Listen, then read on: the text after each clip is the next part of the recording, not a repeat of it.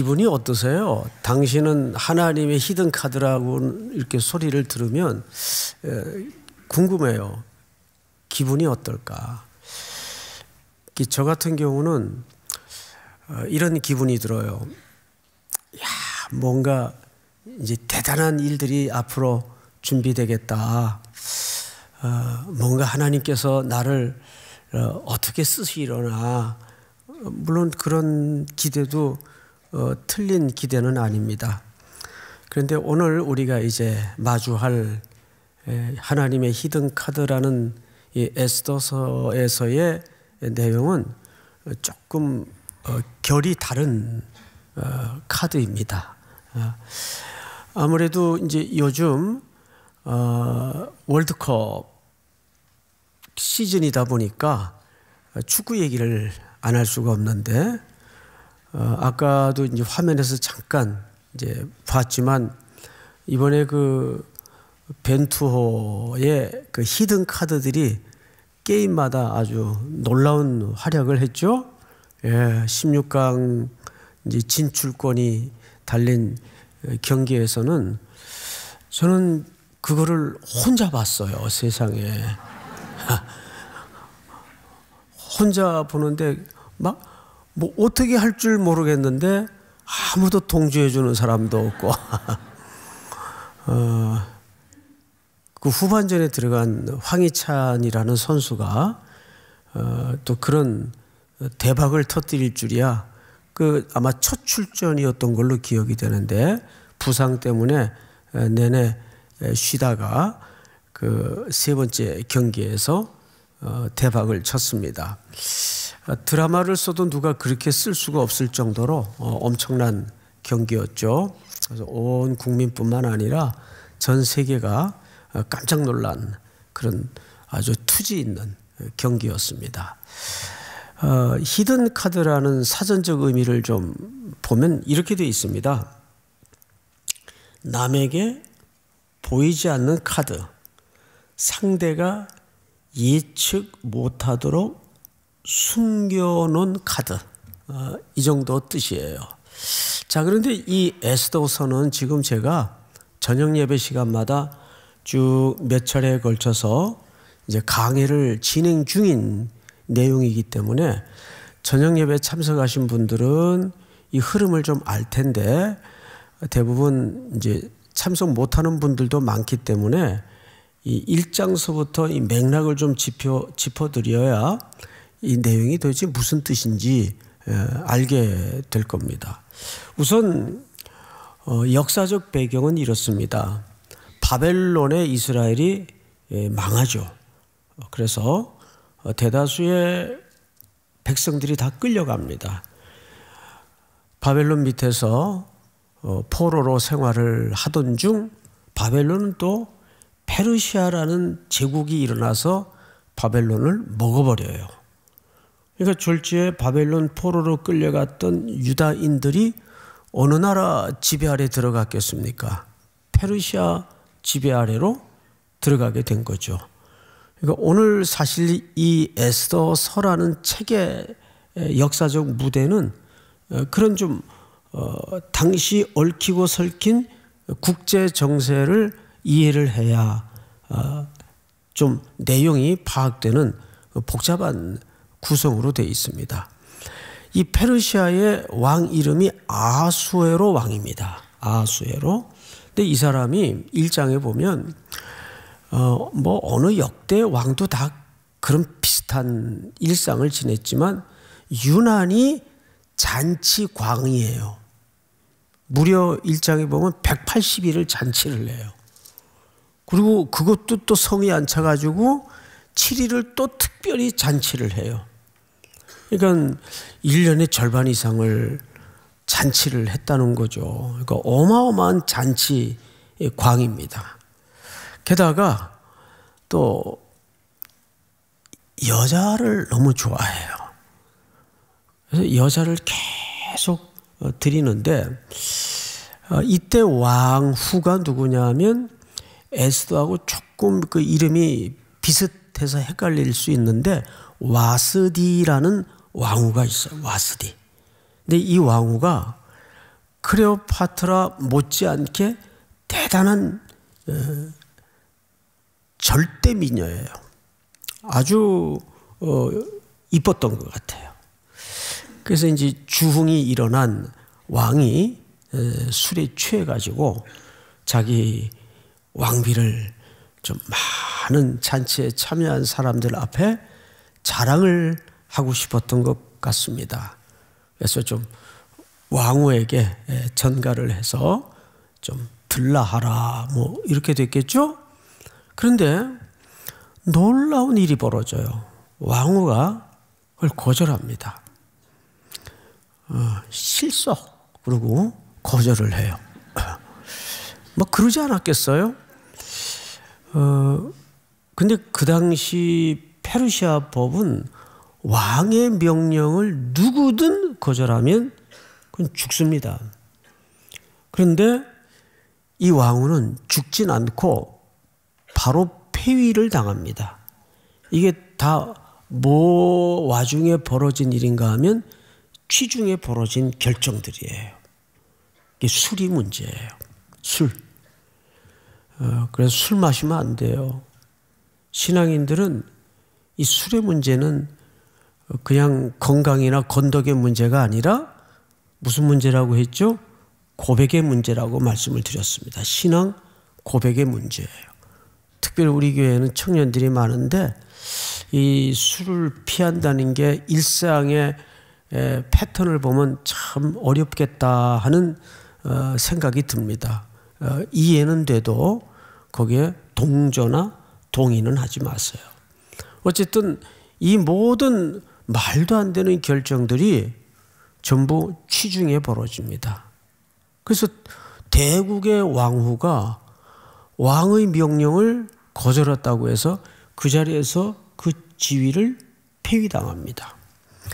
이렇게 해서 왕비 자리가 결석이 돼요. 자, 그러다가 페르시아의 고관들이 그 자리를 노렸겠어요? 안 노렸겠어요? 자기 집안에 뭐 딸이라든지 또 아는 인척이라든지 가까운 혈연이라든지 야, 저 자리에 좀 앉히면 평생 자자손손 먹고 살고 부귀영화는 누리겠다. 이런 개인적인 탐욕도 있었을 거고 당시 그것이 또 일반적인 왕궁의 모습이었어요. 그러니 얼마나 그 비어있는 기간 동안에 주변 사람들이 각축이 심했겠습니까? 그러다가 왕후를 새로 모신다는 공고가 벌어집니다. 그리고 그 공고문에 의해서 그 궁궐에 추정컨대 내시 역할을 했던 모르드게가 왜 내시 역할을 했다고 단정할 수 있느냐? 왕후가 머무는 그 후궁을 매일 거닐 수 있는 지위를 가진 사람들은 대부분 내시들밖에는 그렇게 거닐 수가 없습니다. 그래서 역사학자들은 아마 모르드게는 유대인이었지만 끌려온 포로 중에 내시로서 역할을 하지 않았겠는가. 그런데 그에게 삼촌의 딸, 그러니까 자기하고 사촌지간에 나이가 차이가 많이 나는 딸같이 키운 동생이 하나 있었어요. 그 동생 이름이 에스더입니다. 그러니까 보통 이제 성경을 우리가 유심히 보지 않고 흘낏 보면 모르드게가 에스더의 삼촌으로 이해를 하는데 성경엔 그렇게 되어 있지 않고 삼촌의 딸 그랬어요. 삼촌의 딸이니까 자기하고 사촌 동생지간인데 나이 차가 많아요. 그래서 성경에서도 보면 딸처럼 키웠다 이렇게 되어 있습니다. 그럴 수 있겠죠. 나이 차이가 벌어지면. 그것도 고국을 떠나서 이제 이방 땅의 포로로 끌려온 서글픈 상황에서 당연히 충분히 그럴 개연성이 많습니다. 이렇게 해서 그 왕후 공모에 딸을 들여버립니다. 자, 이때부터 에스더의 운명은 이끌려가는 운명이 돼요. 철저히. 자, 제가 항상 인생은 능동태라 그랬습니까? 수동태라 그랬습니까? 인생은 수동태예요. 에스더서를 읽어보면 철저히 그 원리가 비껴가는 적이 없는데 오늘 이야기 속에서 그 원칙이 깨집니다. 자, 그건 후에 말씀을 드리기로 하고 성경을 좀 보겠습니다. 에스더서 2장을 좀 띄워주실까요? 2장 제가 좀 읽겠습니다. 그의 삼촌의 딸 모르드게를 얘기하죠. 그의라는 사람은 딸 하닷사 곧 에스더는 부모가 없었으나 용모가 곱고 아리따운 처녀라. 그의 부모가 죽은 후에 모르드게가 자기 딸같이 양육하더라. 그러니까 모르드게는 이 에스더를 딸처럼 키웠다는 얘기인데 에스더의 입장에서는 모르드게에 의해서 양육되어진 겁니다. 또 다음 절을 보십시다. 왕의 조서와 명령이 반포되매 처녀들이 도성수산에 많이 모여 해계의 수하에 나아갈 때, 이 해계는 이제 후보들을 관리하는, 여인들을 관리하는 직책의 내시 정도로 보면 좋을 것 같아요. 에스더도 왕궁으로 어떻게 되어 있죠? 이끌려가서, 그러니까 이 후보로 공모된 자체가 그의 자의적으로 된 게 아니에요. 이끌려가서 궁녀를 주관하는 해계의 수하에 속하니. 다음 절 9절을 한번 같이 읽어볼까요? 시작. 해계가 이 처녀를 좋게 보고 은혜를 베풀어 몸을 정결하게 할 물품과 일용품을 곧 주며 또 왕궁에서 의뢰주는 7 궁녀를 주고 에스더와 그 궁녀들을 후궁 아름다운 처소로 옮기더라. 이 구절을 잘 보시면 궁녀를 주관하는 해계라는 사람이 이 처녀를, 에스더를 얘기하죠. 어떻게 봤다고 돼 있어요? 좋게 보고 그 다음에 은혜를 베풀어 그랬어요. 이것도 누구의 섭리겠어요? 하나님의 섭리예요. 직장에서도 보면 안 믿는 상사인데도 좋게 봐주는 경우가 있어요. 왠지 자꾸 선을 베풀어 주시고 도와주려고 하고. 그러니까 우리가 일반인들과 이 세상에서 안 믿는 사람들과 섞여 살아도 하나님은 이런 해계를 통해 에스더를 준비시키듯이 그런 불신의 사람들을 통해서도 하나님은 하나님의 역사를, 경영을 이루어 가십니까? 이루어 가지 않습니까? 이루어 갑니다. 그런 경우를 아마 주변에서 많이 경험할 거예요. 그러니까 우리가 그런 분들에 대해서도 아이, 저 사람은 예수 안 믿는 사람인데 뭐 이렇게 선을 긋고 구획을 가르면 참 미련한 짓입니다. 우리는 다 안 믿는 자라도 누구에게 대하듯 죽게 대하듯 믿습니까? 이것이 우리 그리스도인들의 삶의 패턴이어야 해요.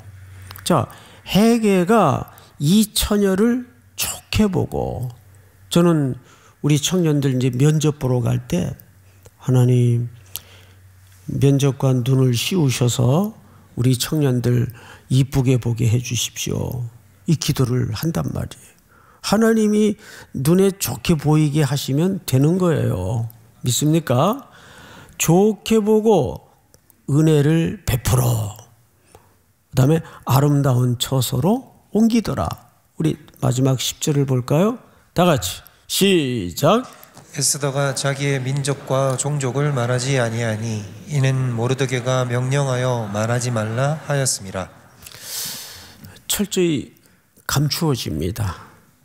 아마도 유대 민족이라면 홍모를 편협적인 차별을 받을까 봐 오빠가 모르드게죠?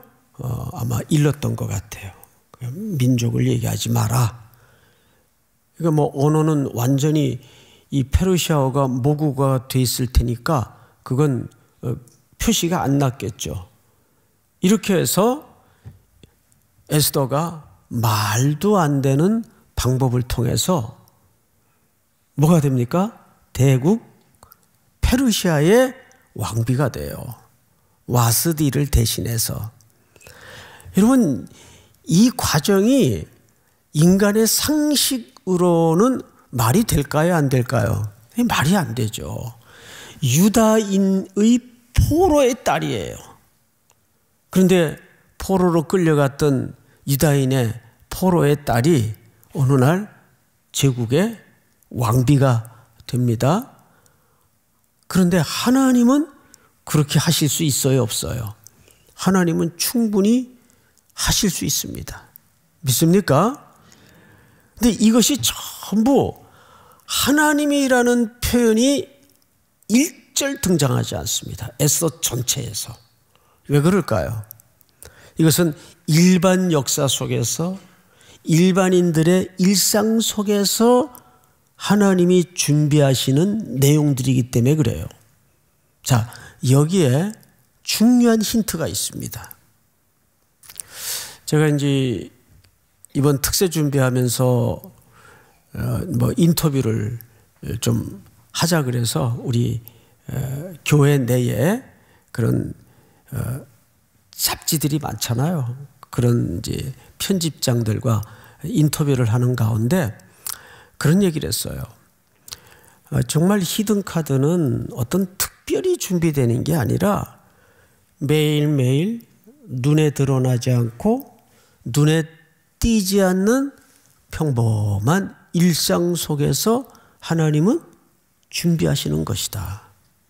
그러니까 오늘 우리가 매일 마주하는 또 변함이 없는 매일 그날이 그날 같은 일상 속에서도 우리는 하나님의 히든 카드로 준비되고 있는 과정이라는 것을 놓쳐서는 안 됩니다.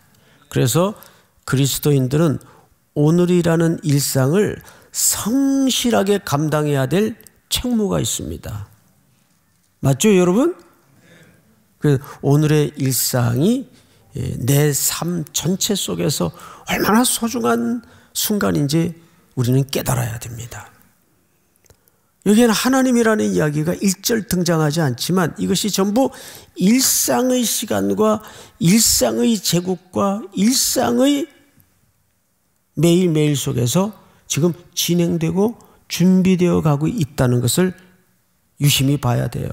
자, 그런데 이제 유다 포로의 딸이 왕비가 됐으니까 이제 유다인들은 여기에 얼마를 살든 이제 안전하고 이제 든든하고 이제 염려, 걱정, 근심이 없어졌겠다.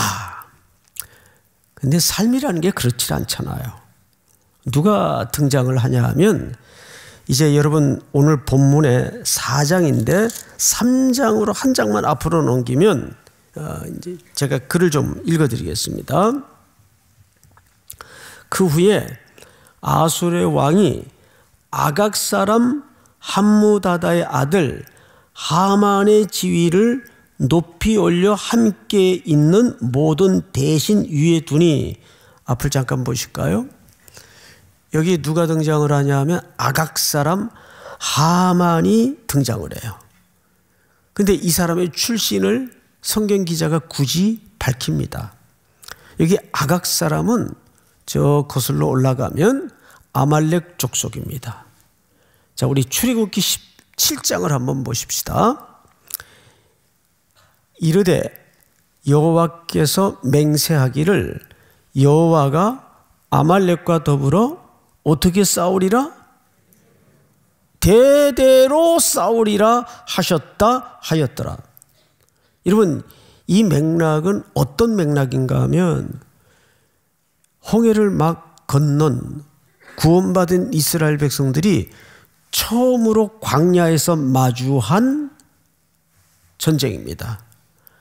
이건 안 되는 전쟁이에요. 병력의 수나 준비된 내용이나 무기의 상황이나 모든 걸 볼 때 이 최정예 부대인 아말렉과 마주한 이스라엘의 상태는 이건 군대라고 할 것도 없어요.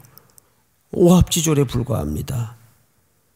그런데 이 전쟁을 하나님이 굳이 하라고 밀어붙여요. 그래서 모세는 산꼭대기에 올라가서 손을 들고 있고 기도했다는 뜻이죠. 구약의 전형적인 표현입니다. 여호수아가 나가서 전쟁을 하는데 이겼습니까? 졌습니까? 이겼어요. 이겼으면 그걸로 끝나는 거 아니에요? 그런데 오늘 본문에 보니까 이르되 여호와께서 맹세하기를 여호와가 아말렉과 더불어 어떻게 싸우겠다고요? 대대로. 이게 무슨 뜻일까요? 시간 관계상 그 창구 구절을 제가 인용은 못하지만 신명기에 보면 이 아말렉의 실체를 어떻게 밝히냐 하면 너희 뒤에 떨어져 연약한 자, 피곤한 자라 그랬어요. 이게 아말렉은 상대 개념이 아니라 우리 안에 예수 그리스도를 구주로 믿고 구원받았지만 여전히 남아있는 육의 잔존 세력을 얘기합니다. 내가 예수 그리스도의 보배로운 피로 구속함을 입고 신분이 바뀌었지만 여전히 내 안에는 아말렉 존재처럼 나를 연약하게 만들고 무너뜨리려는 육의 세력이 있어요, 없어요? 여전히 있단 말이에요. 그거는 한 번 진멸한다고 깔끔히 영원히 정리되는 대적이 아니에요. 내가 육신의 몸을 입고 살아내는 동안에는 끊임없이 내 밑바닥에서 올라오는 육의 뿌리들입니다. 이 전쟁은 대대로 싸우리라. 근데 누가 싸우겠다는 거예요? 하나님이.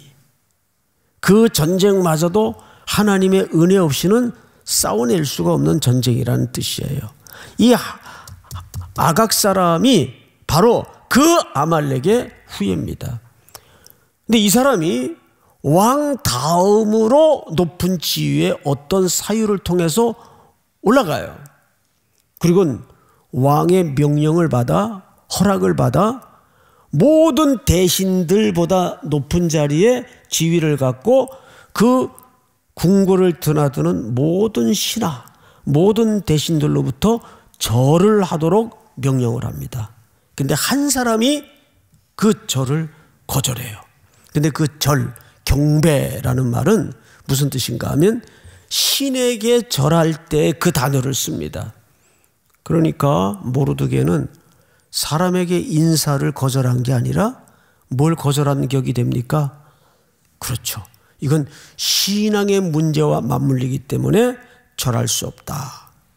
어떻게 되겠어요? 하만이 열받아요. 열을 받아서 모르드게뿐만 아니라 저 혈통 모든 이 땅에 사는 각 지역에 흩어져 사는 유다 민족을 완전히 씨를 말려야 되겠다. 그리고 제비를 뽑아서 멸절의 날을 결정합니다. 성경을 한번 보십시다. 3장 6절 다 같이 한번 읽어볼까요? 우리 시작. 그들이 모르드게의 민족을 하만에게 알림으로 하만이 모르드게만 죽이는 것이 부족하다고 생각하고 아하수에로의 온 나라에 있는 유다인 곧 모르드게의 민족을 다 멸하고자 하더라. 네, 이제 운명의 날을 결정되었어요. 그리고 이제 오늘 본문이 담아져 있는 4장으로 넘어옵니다. 이 저녁 예배 안 나오시는 분들을 위해서 이렇게 요약을 해드리는 거예요. 자, 4장 1절을 볼까요? 모르드게가 이 모든 일을 알고 자기의 옷을 찢고 굵은 베옷을 입고 재를 뒤집어 쓰고 성중에 나가서 대성통곡하며 대궐 문 앞까지 이르렀으니 굵은 베옷을 입은 자는 대궐 문에 들어가지 못함이라. 전 여기서 이 본문을 읽다가 이런 어리석은 사람이 있나.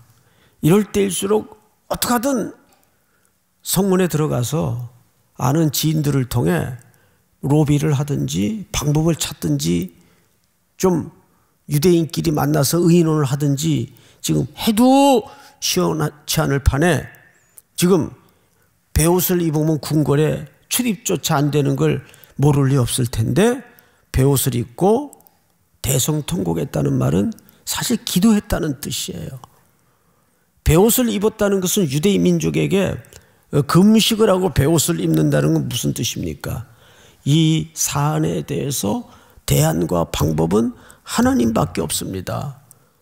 우리를 좀 살려주십시오. 그러니까 모르드게는 그가 하나님에 대해서는 표현이 등장하지 않지만 그의 오랜 삶의 근간을 이루고 그를 지탱해주고 그를 존재해주는 유일한 원칙은 하나님밖에 없다는 사실을 그가 이런 식으로 고백을 하는 거예요. 이 소식을 왕국의 왕으로 있는 조카 동생 에스더가 들었죠. 자, 어떤 일이 벌어지는가?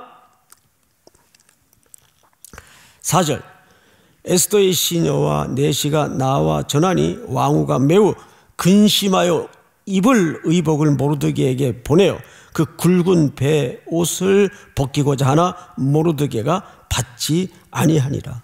걱정이 되니까 왕후가 자기 오빠 아니에요. 그러지 말고 빨리 그 배 옷 벗고 궁궐 안으로 들어오도록 좀 부탁을 하십시오.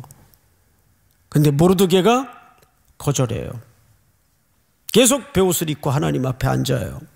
성경을 또 보십시다. 5절 에스더가 왕의 어명으로 자기에게 가까이 있는 넷이 하닥을 불러 명령하여 모르드게에게 가서 이것이 무슨 일이며 무엇 때문인가 알아보라 하며 하닥이 대궐 문 앞 성중 광장에 있는 모르드게에게 이르니 모르드게가 자기가 당한 모든 일과 하만이 유다인을 멸하려고 왕의 금고에 바치기로 한 은의 정확한 액수를 하닥에게 말하고 또 유다인을 진멸하라고 수상궁에 내린 조서 초본을 하닥에게 주어 에스더에게 보여 알게 하고 또 그에게 부탁하여 왕에게 나가서 그 앞에서 자기 민족을 위하여 간절히 구하라 하니 하닥이 돌아와 모르드게의 말을 에스더에게 알림해. 자, 여기서부터 아주 중요한 내용이 등장할 텐데 여러분들이 한번 10절 11절을 다 같이 읽어보세요. 시작. 에스더가 하닥에게 이르되 너는 모르드게에게 전하기를 왕의 신하들과 왕의 각 지방 백성이 다 알거니와 남녀를 막론하고 부름을 받지 아니하고 안뜰에 들어가서 왕에게 나가면 오직 죽이는 법이요 왕이 그자에게 금규를 내밀어야 살 것이라. 이제 내가 부름을 입어 왕에게 나가지 못한 지가 이미 30일이라 하라 하니라. 네, 이걸 뭐라 그러냐면 팩트라 그래요. 에스더 입장에서는 자기도 지금 왕이 불러주질 않아서 왕에게 얼굴을 뵌 지가 지금 한 달이 지났어요. 그리고 누구도 페르시아 법상 왕이 부르지 않는데 나아가면 죽습니다. 그건 살지 못해요. 이것이 지금 에스더가 맞이한 현실이에요. 이걸 팩트라 그래요. 이게 현실이에요. 절대 지금 왕을 만날 수 있는 왕의 마음을 유일하게 움직일 수 있는 사람은 결국 왕후밖에 없는데 왕을 만날 수가 없어요. 이때 모르드게가 매서운 메시지 하나를 던지는데 그것이 오늘 저와 여러분들이 마주할 중요한 본문이 되죠.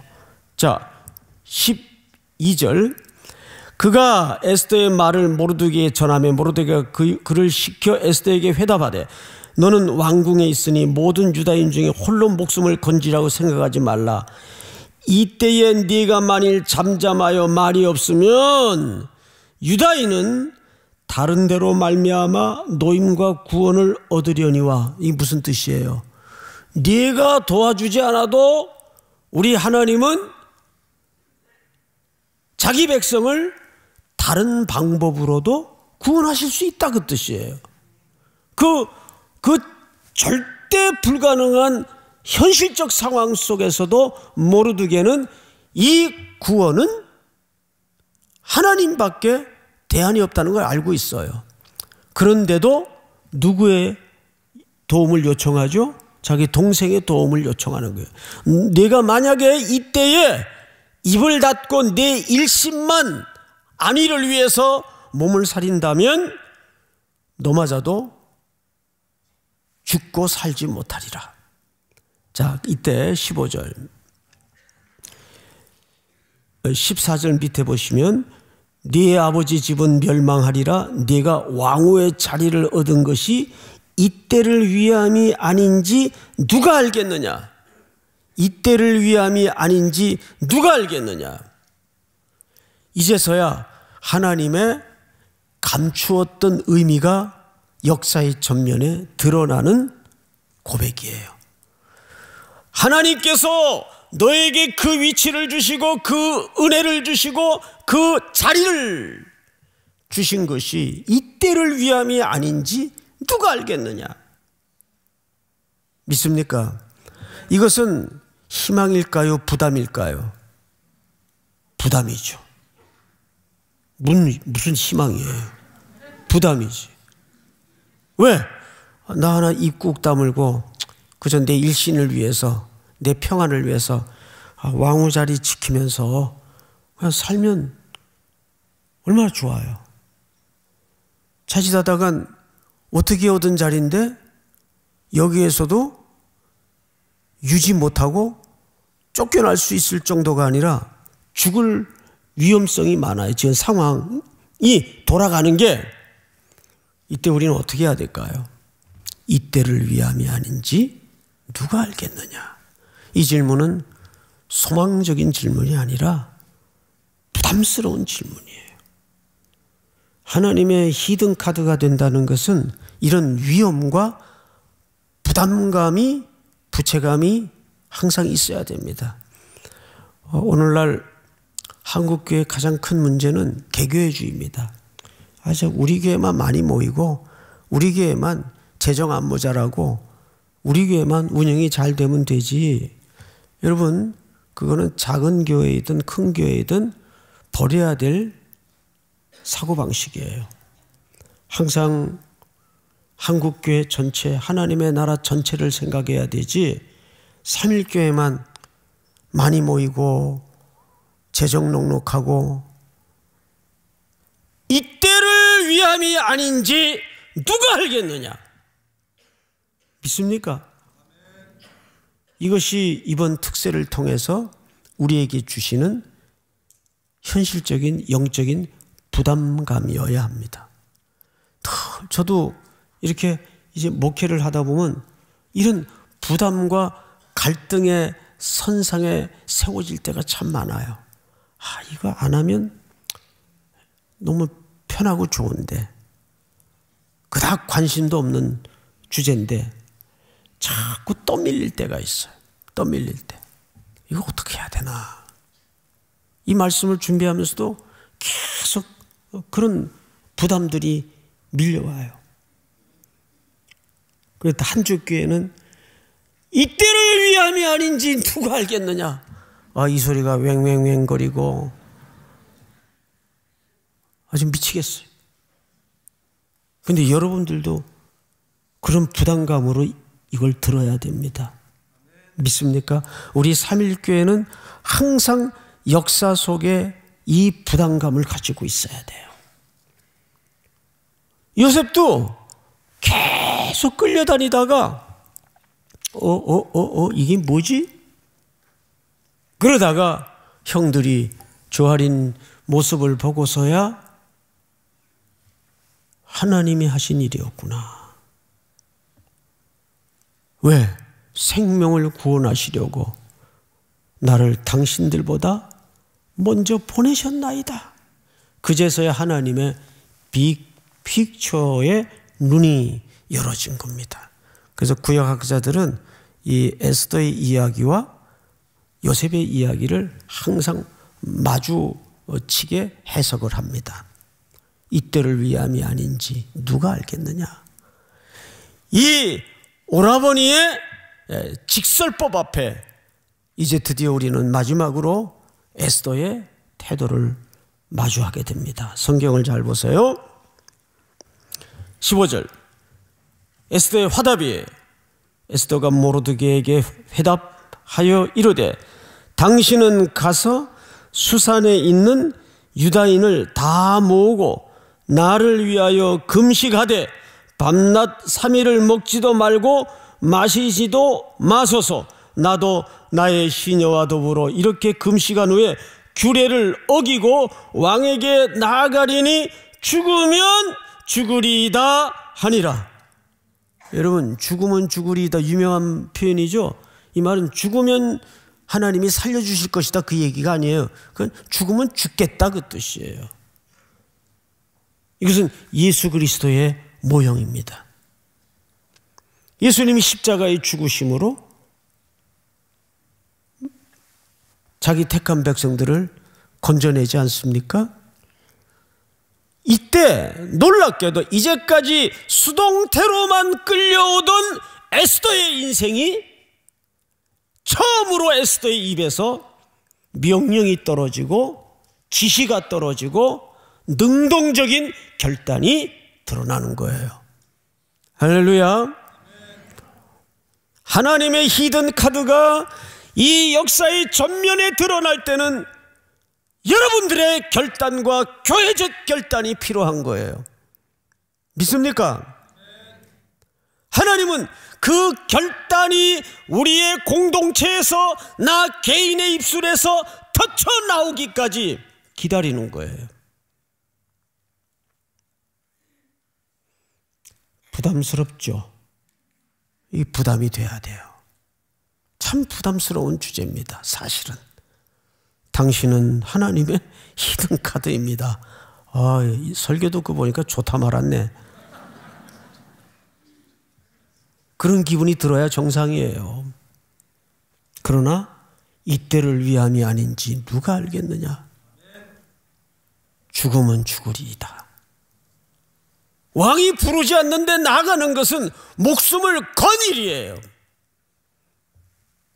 결과는 구원으로 유종의 미를 거두겠지만 우리가 아는 결말처럼, 그러나 이미 에스더는 하나님의 제단에 자기 목숨을 얹은 겁니다. 드린 겁니다. 이런 결단이 시대를 뚫어내고 어둠의 역사를 틀어요. 물줄기를 틀 수 있습니다. 이번 49차 겨울 특세를 통해서 우리 3.1 공동체의 모든 개개인이 이런 능동적 결단 앞에 하나님의 소명과 시대의 소명 앞에 마주하는 은혜가 있기를 주님의 이름으로 축복합니다. 다 일어나십시다. 주가 일하시네.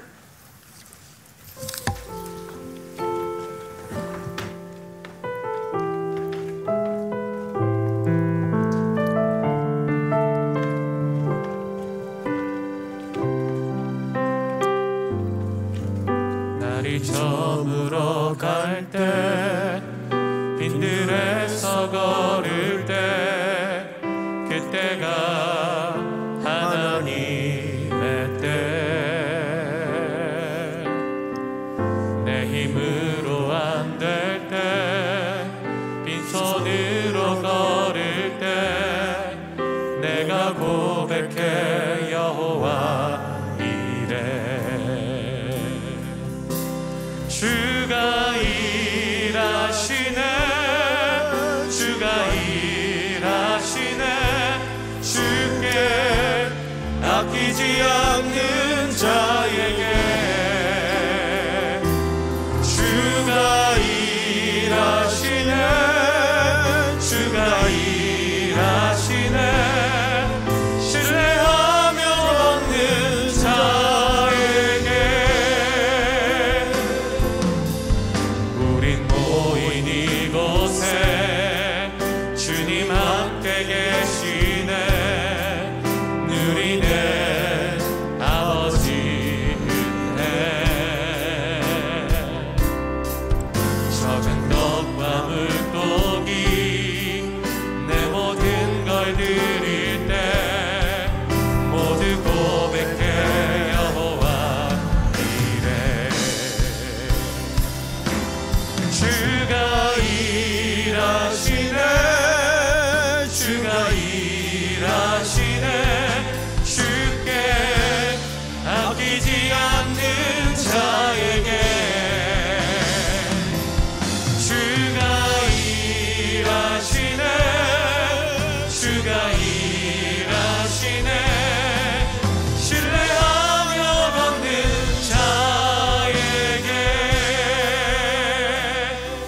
우리 시간이 갔지만 한 가지를 위해서 기도하십시다.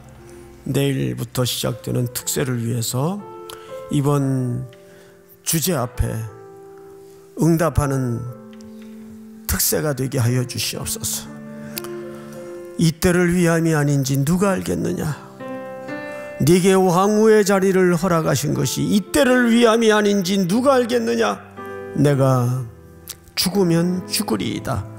시대적 사명과 소명 앞에 마주하여 응답하는 우리 삼일교회 공동체가 될 수 있도록 이끌어 주시옵소서. 우리 한번 주여 부른 다음에 개인적인 문제를 놓고 내일 특세를 위해서 기도합니다. 주여